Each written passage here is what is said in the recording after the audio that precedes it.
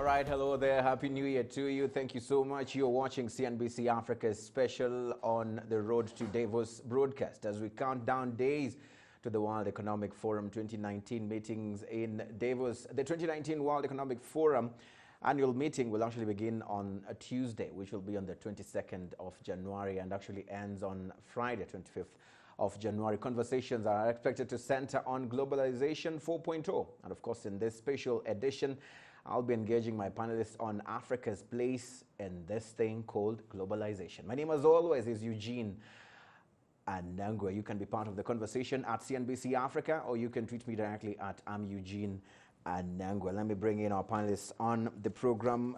We have Ephraim Ramenje, CEO, Roa Business Group, and also World Economic Forum's Global Shaper. Thank you for joining us on the program. Thank you for having me, Eugene. All right. Also with us is Dennis Carrera, who'll be giving us a perspective from the East African point of view when it comes to integration. He's actually the Vice Chairperson, East Africa Business Council. Thank you for joining us on the program. Thank you. And our voice of reason today, Dr. Christopher Kayumba, scholar and also political commentator. Thank you for joining us on the program. Now, let's just jump into this. We have the World Economic Forum, which is just around the corner. Of course, globalization is what will be among the key things that will be talked about here. I want to start with you, Ephraim. From your point of view, we all understand that globalization is actually one of the processes of ensuring that we are all interlinked, we are all integrated, we are all moving together as one. But of course, there are those who've been arguing and saying this is a pipe dream because each and every country in the world is pushing towards its own specific agendas. Let's start from there. How realistic is this? Is this something that we can actually achieve? So traditionally when globalization became a conversation globally, amongst global leaders, the fundamental, at least there were many aspects of it, but the fundamentals were movement of capital, so financial flows and trade. Movement of people was a footnote, but it was also mentioned as one of the definitions, or it was included in the definition of globalization. And what we have seen over time is that movement of people has taken a front seat. And globally, there's this rhetoric around protecting your borders, immigration, and that's what's driving a lot of the anti-globalization rhetoric. But still, if you talk about trade and capital flows, that is still on the rise. Obviously, we have to take into consideration economic times and the cycles of commodity cycles, especially being Africa and being a resource-rich, or at least being a player in terms of resources on the global economy. We still benefit from trade and inflow of capital. I'll take, for example, Rwanda as an example. We have a huge agenda around investment promotion. This is seeking foreign direct investment, and Mr. Dennis can talk about it as being part of the East African Business Council. We seek inflow of capital, and we have seen rises of that from various players. Actually, even within the region, Kenya is a big player in our economy. And that still reigns true to the point that globalization is still on the rise. It's still on the rise. Yeah. But let's bring in Mr. Dennis here, because at the end of the day, Dennis, some people have also argued, some experts have said that we are putting the cart ahead of the horse when we say we want to globalize, we want to go international, we want to actually link up with those outside of the world before we actually make peace with each other within our own regional blocks. Take us through your thoughts on where you think globalization should actually start from. Well, first of all, there's, I think, so many definitions of globalization. In my understanding, the world is becoming smaller and smaller each other day, like it or not. So whichever definition we want to give the term globalization, the old term today, I think, has a different meaning compared to what it means today. The world has become so small that you can't do without globalization. This is whether you like it or not. You may close the physical borders, but you cannot close, for example, the networks. You cannot close the social communications. You cannot close exchange of information on goods and services. You cannot treatment. Take an example of medical services today. You know, I could do my consultation today over the internet. and my doctor is based in country X. I do all the consultations, I do all the scans, I do everything, and I have the results, prescription, medicine, everything given. So in your opinion, there's no specific point where globalization should actually start from if we want to make it successful? The physical borders are actually becoming irrelevant in terms of trade. Yeah. And whoever is struggling to strengthen borders, understand the US is building a wall, it may not make so much sense because, well, you may deal with the security issue, but in terms of flow of business, in terms of flow of money, in any case, if you don't get your money out there, what are you going to do with it? You see, there is so much now that you can do with the monies that you have. Different countries out here, I'll tell you, have so much money that they don't know what to do with it. Some people have made so much money, they don't know what to do with it. And unless we open up Africa today, and Africa happens to be the darling of the time, this is where you can easily now invest your money. And on the other hand, we Africans for the longest time happen to be, or positioned ourselves to be more on the consumer items receiving end. Simply. Yeah. But now I think it's time we've woken up. When we look at our share of trade, in terms of the world share of trade, we've been rising from, I think, 4% to now 6% overall.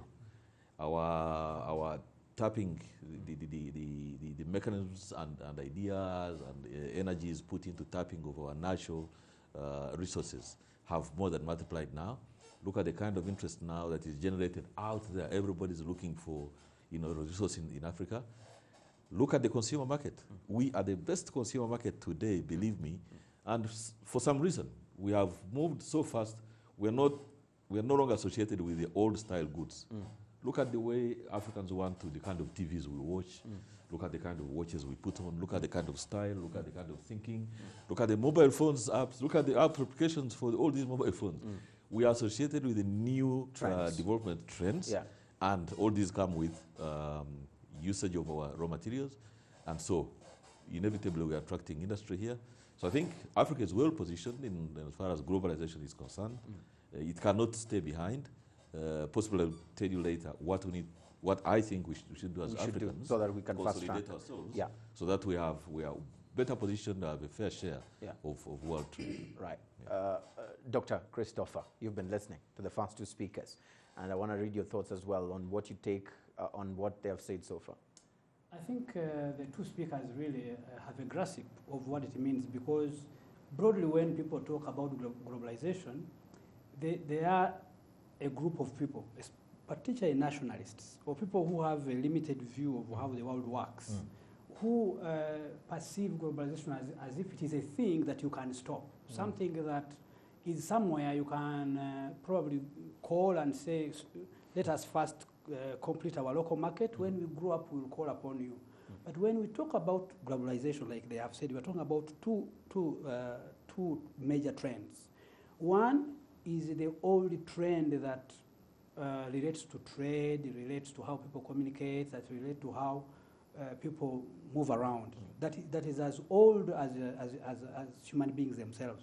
Then the new trend, which is extremely important, that most nationalists don't understand, is the development in information and communication technology. The technology is the one that is driving, for example, the integration and the movement of finance and capital across the globe. You cannot, for example, if a young man starts an app at the University of Rwanda, you cannot stop him from developing that app that can move your money faster to New York, to Paris, to, so it is technology. Secondly, you cannot, the other day we were watching a Saudi girl in Thailand using her phone to mobilize the world to come to her rescue. So she's using technology to communicate to the world without anybody standing in her way. Why is she doing it? Because of technology. So technology will be the driver of globalization. It is the driver, and traditionally it has been the driver, only that now we are using, technology is changing faster than human beings and institutions and our traditional institutions, even our heads work. So technology is changing faster than our markets are able to change. than our politics are able to change, that is what is causing problems. Right. Yeah. It was what is causing problems. Among the problems of technology today, what we're hearing is that it is actually creating a divide or creating inequalities in the process. Let's talk a bit about how globalization through technology can or should not actually cause these inequalities we see today. So traditionally, and I want to agree with the good doctor, traditionally, globalization purely based on trade had the undertone of inequality on the basis that if I'm a big multinational, I can take advantage of opening borders, free trade areas much better than a small trader. Yeah. And that was the basis of that. But now with technology, it has disseminated that power. So he did mention it, that a young entrepreneur can develop a product and can export that product across a border without necessarily the resources that it would have taken him, let's say 20, 30 years ago. But on that note as well, I'm also a believer that industrialization. So the belief is that inequality is a stagnant philosophy, or at least it's a stagnant element. The idea that inequality is inequality. Yeah. But what people don't know is that inequality rises and falls. It goes up and it goes down. It's not stagnant. Now, there are many factors that lead to that. I would say that at least my understanding of it from schools of thought and even just studying various industrialized nations, one benefit we have as Africa is that we are now wiser around industrialization in our countries. And what happens with industrialization is that at the beginning, inequality does rise. But it reaches a point where it starts to drop, especially if the policy framework is right. Now, just quickly to mention this, and I wanted to say, one of the biggest challenges I see personally around globalization that needs to be addressed on a local level is policy.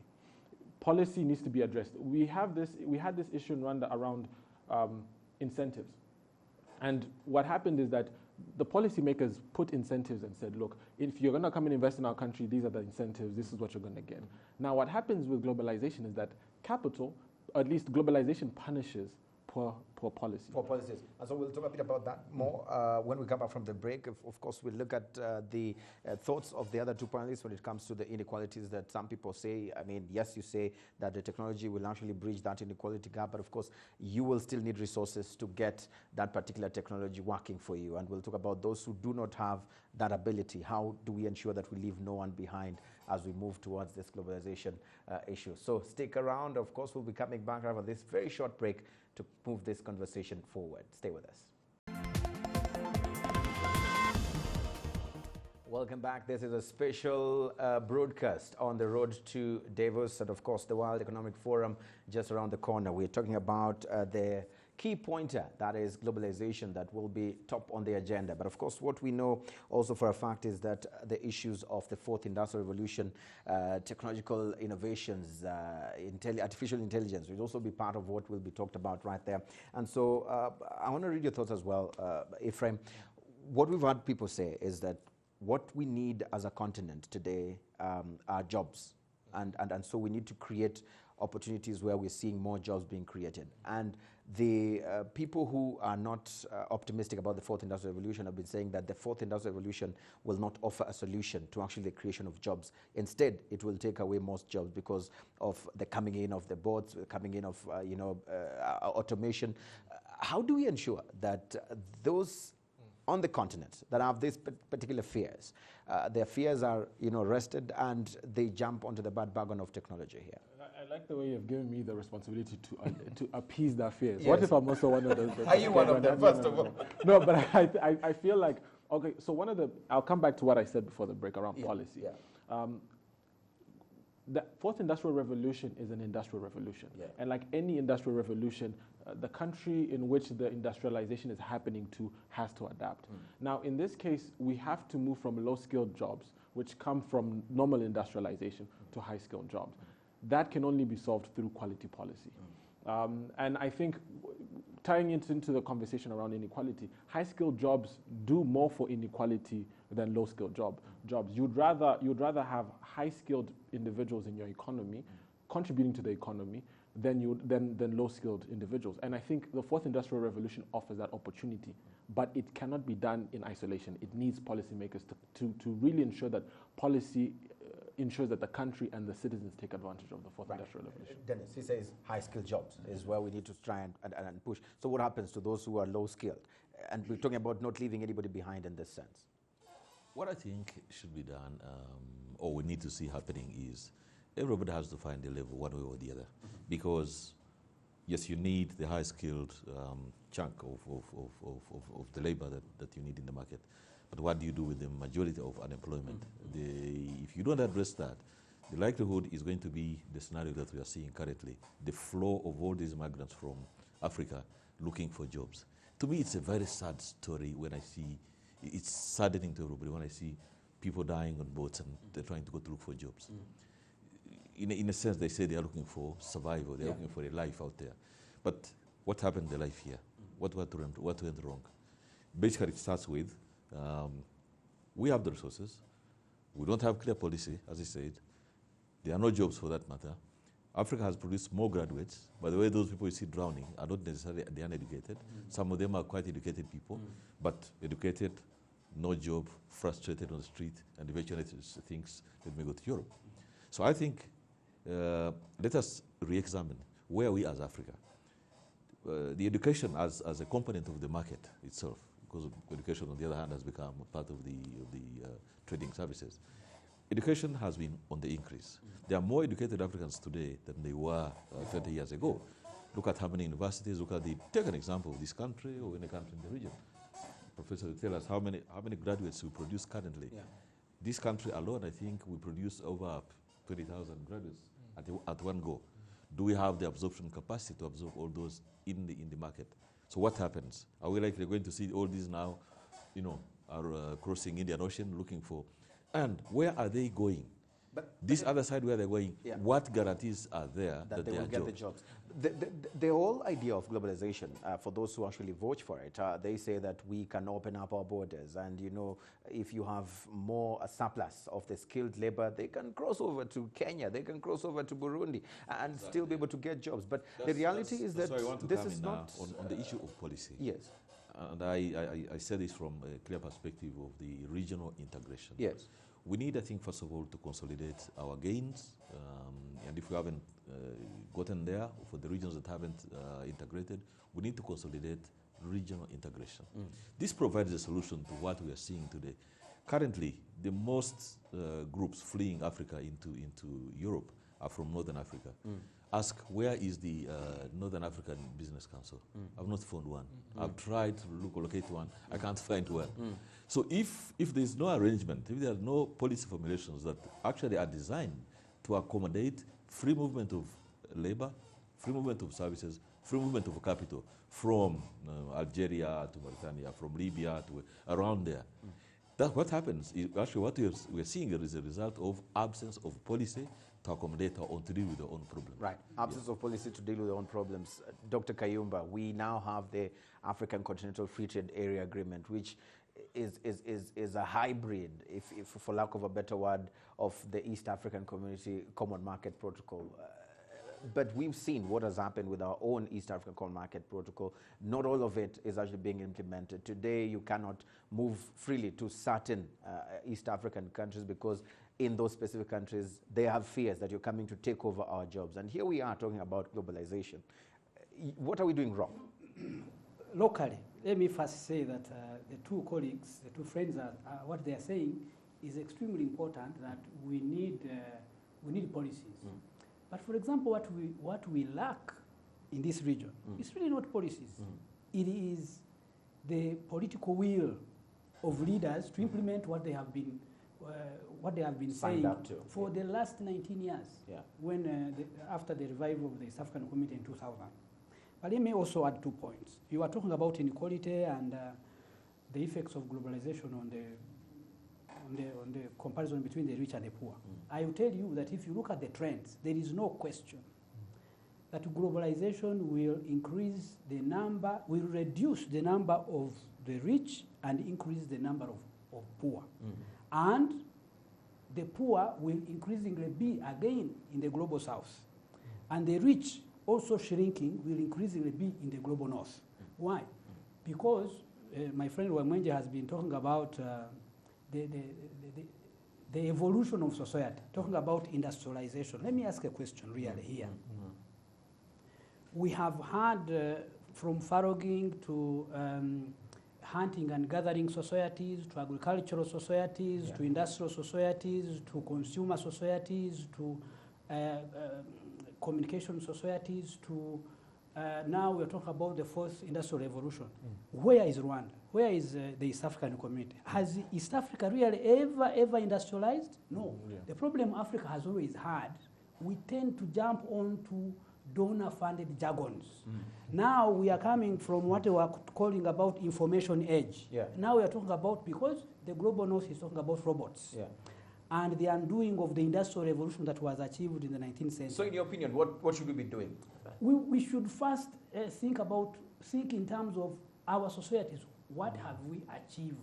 And then from that thinking, start reaping the fruits of the fourth industrial revolution will depend on learning why we have not benefited from the industrial revolution that took place elsewhere. Because, for example, the whole of East Africa remains largely agrarian.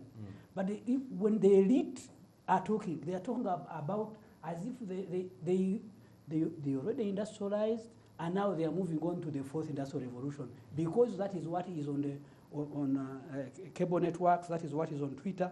But that is not what your mother and my mother in the village have experienced. So we should therefore, and I also believe finally, that the fourth industrial revolution will not just affect the poor global south. It is already affecting the rich global north. For example, if you see what President Trump is talking about bringing back jobs that were taken to South America and Latin America, and that will never happen because the job market is changing. If you look at the industries that used to be the richest, the oil industry, for example, now the richest are information industries. If you look at Facebook and all these things. And the job of the future will be designed around information, not the oil. So I think Africa, if we start knowing where it started raining on us, then we'll be in a then we will partake to the benefits. Can I just come in? How many? We have just like 2 minutes to go. Okay, I just want to mention something around context as well. Rwanda's population is immensely young. So when we talk about how we predict what needs to be done in order for the graduates to get hired, we need to think at least a step or two ahead.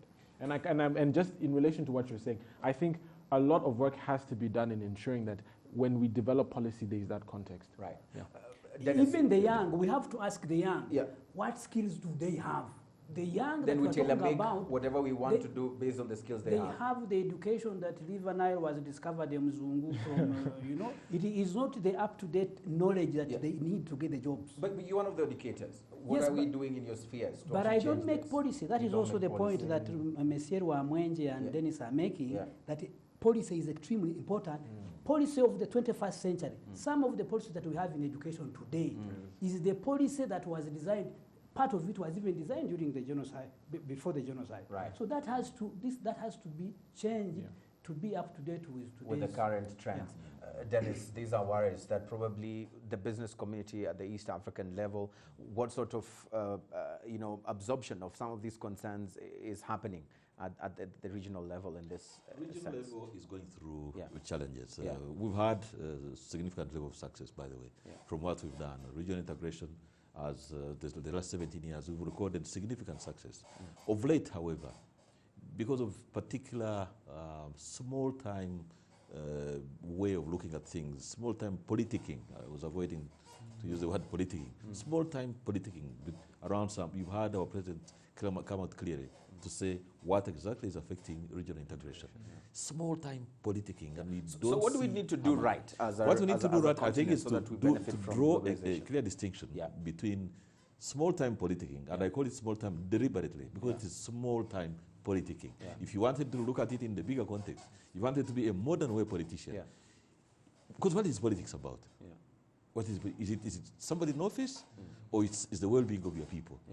What determines? So if it is about being in office and your people are as poor as theirs can be, to me that doesn't make sense at all. Politics to me is about how well are your people doing? How best are you improving or going backwards? Are your people treated when they are sick? Are your kids going to school? That's politicking. Right. So in summary, as a region, we've done so well. Recently, we've been affected by, small-time politicking. You have countries who are telling you, don't cross our borders beyond this hour. And we have countries which are saying, we're opening our borders 24 hours. Where are you going to meet? Right. Because so that means, yes. Is there hope? I mean, in just one line, because we don't have much time. Is there hope then? Because if we can't consolidate from within, we cannot then be able to start. See, to me, the thing is, yeah. today, the trend of things, it's either you jump on the wagon as it's moving, or you get lost. Or you get lost. Yeah. And those countries that are stuck in little time politicking, believe me, by the time they wake up, the other countries will be way gone. Yeah. Closing, I'll give you a chance just to respond to what he said. Dr. Kayumba said that we Africans seem to be quickly jumping onto donor-funded big jargons like globalization, yet back here we do not even know what's going on with us. Just really quickly, do you agree or you don't agree? I agree. I agree. And then? But there's always a catch. I think for me the question is always, there's a need for our policymakers to think also, he mentioned it, think beyond themselves. Yeah. And that's where now that question is, we get globalization, we get fourth industrial revolution, but the question is, instead of us just discarding it and saying it's coming from the Western side, we should actually look at it and say, okay, what can we pick from this that can work in our context? And what's the place of shapers like you? So we as shapers, we are a community under World Economic Forum, and we are people under the age of 30, focused on actually addressing our issues on a local level, but being part of a global community. Right. So this is how do you localize globalization? Yeah. All right, thank you, gentlemen. That's all the time we had for this conversation. It's an interesting one, which I'm hoping we'll be able to come back to another time, but thank you for making time to be with us. That's how we draw the curtains to this special edition on CNBC Africa on the road to Davos, of course, the World Economic Forum around the corner. Stick around on CNBC Africa. We'll bring you all the updates and the wall-to-wall coverage as that conference happens. Of course, my name, as always, is Eugene Anangwe, signing off for now.